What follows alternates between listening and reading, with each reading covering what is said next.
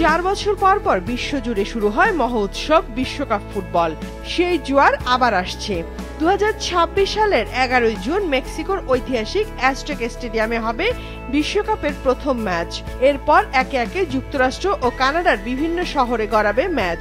তার ঠিক 1 বছর আগে শুরু হলো ক্ষণগণনা। এবারে প্রথম 3টি দেশে অনুষ্ঠিত হচ্ছে 48 দলের এই টুর্নামেন্ট, যেখানে ম্যাচ সংখ্যা 104টি। 3, 2, 1 যুক্তরাষ্ট্রের ফ্লোরিডা অঙ্গরাজ্যের মায়ামি শহরে এক বর্ণাঢ্য আয়োজনে উন্মোচন করা হয় বিশ্বকাপের অফিসিয়াল কাউন্টডাউন ঘড়ি। মঞ্চে ছিলেন জনপ্রিয় গায়ক মার্ক অ্যান্থনি, সঙ্গে ছিলেন মায়ামি হোস্ট কমিটির শীর্ষ কর্মকর্তারা। উদযাপন যেন একরকম উৎসবেই রূপ নেয় শহর জুড়ে। মায়ামির 7টি ম্যাচ ঘিরে শহরে এখন থেকেই উন্মাদনা তুঙ্গে।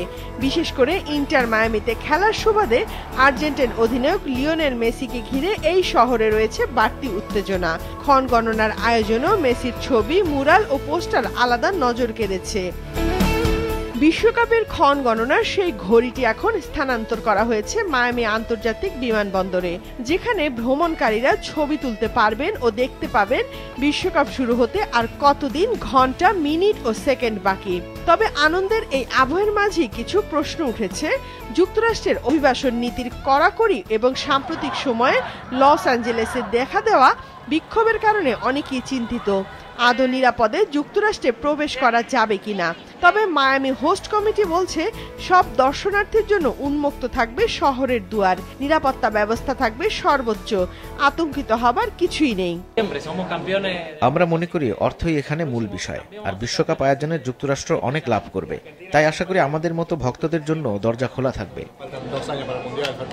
নিউ জার্সির লিবার্টি স্টেট পার্কে সমুদ্রের পাড়ে ছিল আরেকটি জমজমাট আয়োজন।